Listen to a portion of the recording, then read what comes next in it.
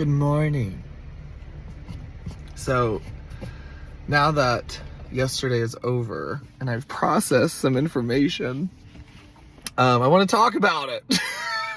So just a video diary, a morning conversation with Brandon Burton. So I'm a spiritual advisor, medium, father, dad, friend, gay partner, I'm just a lot of things in my life. But one of the coolest things that I am is a wanderer. I'm such a busybody that my intuition and my abilities to connect to the other side allows me to get answers in really cool ways. So yesterday and recently, I've had a couple cases that involved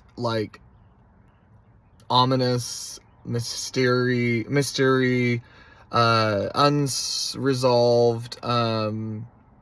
unresolved issues. And if you've been following me in my career, you know that I'm not really one to call myself a psychic, because I've always had this weird stigma towards that word. But now I'm like, I'm a psychic. I'm like, oh my God, this is so cool. And then people that are watching this, they're like, yeah, Brandon, I hire you because you're a psychic, and I'm over here with imposter syndrome still and identity crisis still. And I'm like, ah! But I just have to process this information because this is my journey. This is my experience that I'm having in my lifetime as the psychic, as the medium, as the gay dad, as the partner, as the friend, as the son, as whatever, right? And so for me to just go through this and learn and go through it in a way that's just mind blowing. Let me share with you what I'm talking about. Okay, so I had a client come about 6 weeks ago, and I was starting to connect to her energy, and I was like, your son's in spirit, or is your son in spirit? And she goes, I think so. She's like, I'm pretty sure. It's been 7 years since I've seen him. He called me every day. He always kind of lived out of state, doing his own thing, and he stopped calling me, and then nobody's known anything, and nobody's cared. And I started validating, and I started taking notes on paper. That's just what I do in my readings. I'll draw, I'll do scribbles and stuff. And she brought back those notes when she came to my reading yesterday, or to her reading yesterday. And I was looking over these notes and stuff. And she's like, Brandon, I don't know. She said, I don't know what you opened up, but I've been getting all these visions and stuff. And I had to correct her. I was like, I didn't open up anything, honey. This is your journey. And I just walked into it for a second and unplugged you. And then all of a sudden you were flooded with intuition because this is your position. And so she kept getting all these visions about him being in a hole and seeing people above him, and guys and shadows and stuff above him looking down. And she I see him curled up, and she had all these visions. And then she told me another person at her church had a vision, or somewhere. I don't know if it's church. I don't think it was church. Anyway, that aligned with her vision about some other stuff. So she's talking about this with me, and she's telling me she brought the notes from the last time. And I said, oh my gosh, can I see those notes? Because they keep talking, they as in her angels keep showing me that we're doing a review on your last reading, but I don't remember anything. So, but can I see those notes? And she gives me the notes. And this is the first client so that has brought back their notes. I do 8 readings a day, 4 days a week. And so that's been my average for 3 years. So there's been a lot of readings. And so this is my first client. I just say all that to say this is my first client that I got their notes back. This is my first time reading my notes. That's important because I'm like, I don't remember your reading. So I want to have some sort of energy flood back so I can kind of assist her, because I was feeling like she was coming here to really get some crazy answers and whatever I can do to help. But I don't know. And so I see, though, that I wrote down James and the Giant Peach, and I wrote down James on another part of the paper.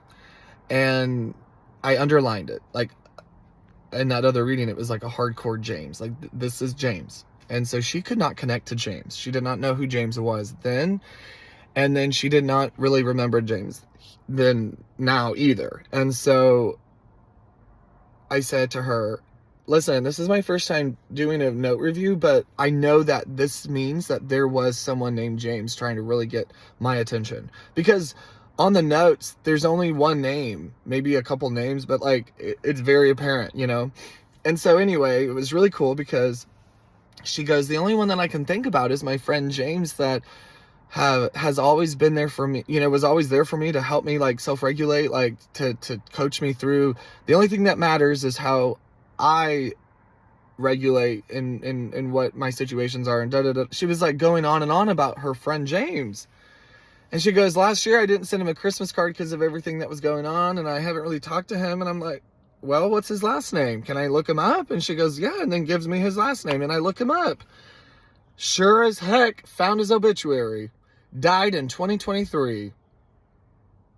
And she goes, yeah, and if I didn't send him a Christmas card, I would not have gotten a Christmas card from him either. Because the thing was, is they sent one to each other every year for like the duration of their relationship. And then also said that she said that if he ever wanted to marry her, she would drop what she ever was doing and marry him and live life with him, but he didn't want that. And I just was like, girl, because she came in the reading the second time and she goes, so many things came to me as soon as I left from you, and that's why I'm here. And so I'm like, how could that not make sense? Like, the love of your life, like your missed love. But anyway, there I am looking at his obituary, and I show it to her and she goes, that's him. And I'm like, oh my God. And that's not even related to her son. And so then it's just this validating messages, because what I'm about to freaking tell you is insane. Because I'm not a bullshitter, and Spirit knows that about me. My angels know that. I'm not going to just say anything and everything. You got to make sure that you take me down a trail of information to validate what I'm getting next. Because one, I do not ever want to misguide anybody. Two, I certainly don't want to. I use discernment, and I use mindfulness, and I'm aware, and I understand shadows, and I understand light. I do understand polarity, and I dance with darkness. Not the devil, but I understand that we have to have all of that so we can shine through light. You look amazing, honey, because you're beautiful and light. Well, you got to have some darkness to come out from, so you look beautiful, baby.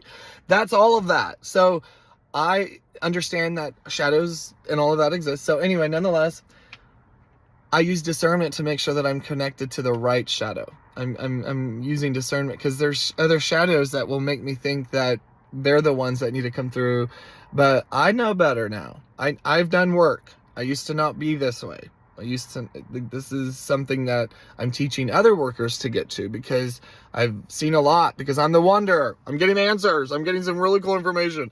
So in this reading, I said to her, do you feel like your son is giving you numbers? And then I saw like 4, and then she started to say the number 4, and then said a couple other numbers, and then I saw the number 7. And so I put all of those digits together, and then I saw Arizona as well. And then she had mentioned Arizona, and I said, what was the city that he was like last known in? And so then she told me, and it was in Arizona. And she was telling me that she also had these dreams about this specific kind of sand. And and she goes, it's not Oklahoma red dirt. Like, I know that it's not here. I know that it's not like even Texas. She's familiar with the states, and she's like, it's kind of very specific, but I can't put my vision to it. Like, she can see the sand. She can see him in this hole and all this other stuff. So I kid you not, I type in the numbers in Google. I type in Arizona. It takes me to an address. This address, literally, the backyard is a river with like a sand dune. Like, what? What? And it all aligns. And it's 90 minutes away from the city he was last seen in. What? Like, what? Ah! You guys got to know, I started this gig thinking, I'm just going to be talking about rings and butterflies and blankets and, you know, dressers that people keep and repaint because they're all, you know, it's like, or, you know, people going through heart attacks and dying and being present for their loved ones passing. But no. And then another story. I have a client come in. Now, she's an old photography client of mine, so I've known her for like 10 years or so, less than that, but, you know, like maybe 7, 6, whatever, who cares, but a long time. And so she comes in for like a third or second reading because I read her at a photo shoot when I was like tapping in and beginning several years ago. I was like, hey, can I ask you a question? You know, like when I was first starting. And then she texted me later that night and reconfirmed more information. This was a couple years ago, 3 years ago. And then she did a reading with her husband, and then did another reading, I think, or maybe not. But then she came again just recently. And so this reading felt different. Everything started to feel different and ominous. I'm like, is your dad in spirit? Like, one of the first things I asked her. And she goes, yeah. Like, very unsure, but sure. It was very strange, but I didn't read that. I was reading the information like I always do. And so I thought, okay, what now? Like, because in that moment, I'm like, well, what information do I need? And it started to feel different. And so then I thought, just vibe it out, because it wasn't familiar, because I've been around her before a bunch of times. And what I'm saying is, it felt dark, it felt deep, it felt heavy, it did not feel good. And so I was seeing information, and I said, did he die like unexpectedly? Did you not say goodbye? Which is very, that's an easy connection. And so she confirms this, yes. And then it gets deeper, and I see him in a truck in a field in the middle of nowhere, out of state. All of that was correct. She goes, yes. And I said, he's putting a strap on my heart. And she goes, yeah, that makes sense. Like, as in a heart attack or something wrong with the heart. And then I said, was his body found? Not found? And she goes, his body hasn't been found. And I said, how do you connect to 7? And she goes, Brandon, he's been missing for 7 weeks and his body has not been found. And I said, did he have something like amputated from him? And she goes, I mean, his fingers were missing. I said, okay, so I think he was a funny guy because he shows me he was eaten by alligators. And she goes, we found 3 alligators where he was missing, and his truck was abandoned in the middle of the field near a swamp. Ah! I'm like, what? Wait a second. I said, wait a second. You haven't found your dad? She goes, nope. 2 days later, she sends me a link to a news video article. Everything including man missing with 2 missing fingers, you know, let us know, blah, blah, blah. And then shows a picture of the truck in the field. What? Like,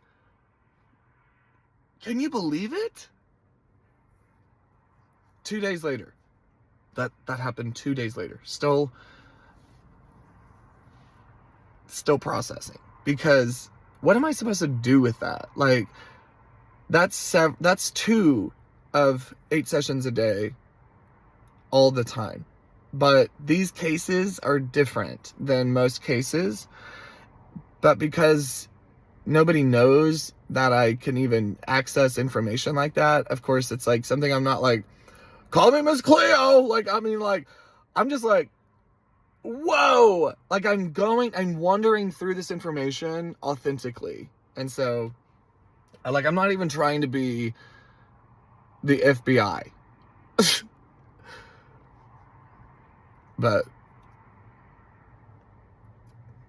and there's other things in these readings that I'm coming through. It's not just that. Like, it's not just like, okay, great, high five, 6 minutes later, and I leave. It's like, there's 60 minutes of connection. I don't know. It's just really neat. It's so cool. All right, well, I'm going to go back to I got to go take kids to school. I got to go do the dad thing. Thank you for watching. Thank you for exploring this with me. Because I'm just over here processing. I'm just over here. This is why I call it the practice. Like, I'm over here practicing. I'm like working at what it all meant. And then I'll listen back to certain things. And it's just really cool. So anyway, all right, I'll talk to y'all later. Bye.